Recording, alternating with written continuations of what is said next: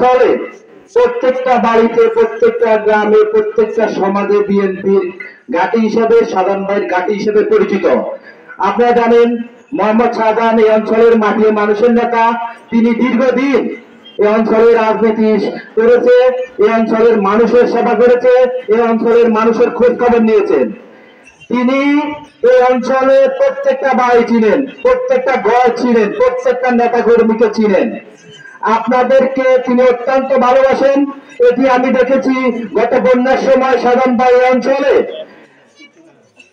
এত বন্যার ভয়াবহ অবস্থার ভিতরে উনি আপনাদের এই শান্তিরাট, এই বাংলা বাজার, এই চরমুকুয়া সহ এই অঞ্চলের প্রত্যেকটি ইউনিয়নে, প্রত্যেকটি ওয়ার্ডে যাওয়ার চেষ্টা করেছেন।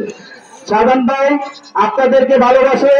আপনারা সাধারণ ভাই যেদিন আসবে প্রায় 3 মাস পরে সাধারণ ভাই অঞ্চলে আসতেছে, আপনারা সেই অনুসারে আপনাদের তাকে রিসিভ করে নেবেন।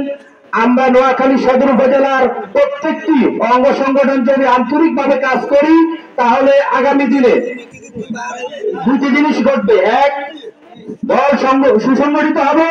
এক্ষেত্রে অতীতের ন্যায় বিগত 15 বছর আপনারা যেভাবে মাইদি শহর দিয়ে গেম মিটিং করছেন সে পরিস্থিতি এখন নেই।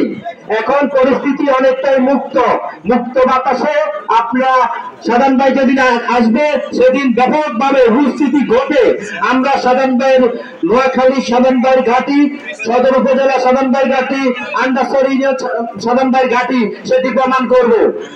আর আপনাদের প্রতি একটি অনুরোধ থাকবে, আপনারা এই অঞ্চলে যুবদল, ছাত্রদল ওই দিন ব্যাপক উপস্থিতি ঘটাবেন এবং মাইতি শহরে একটি ঐতিহাসিক দিন হিসেবে, স্মরণীয় দিন হিসেবে যারা থাকে সেই ক্ষেত্রে আপনারা সবাই অঙ্গ সংগঠন, আর বিশেষ করে আমি ছাত্র দলের কথা বলবো, আমাদের এই অঞ্চলে ছাত্র দলের কমিটি আছে, আপনারা সবাই প্রত্যেকটি ওয়ার্ড থেকে ছাত্র দলকে সুসংগঠিত করবেন, পরে ওই দিন ইনশাআল্লাহ মাইতি শহরের সবচেয়ে বড় শোডাউনে অংশগ্রহণ করবেন। এই বলে আমি আমার বক্তব্য শেষ করছি। বাংলাদেশ জাতীয়তাবাদী ছাত্রদল জিন্দাবাদ, শহীদ অমর হোক। আসসালামু আলাইকুম।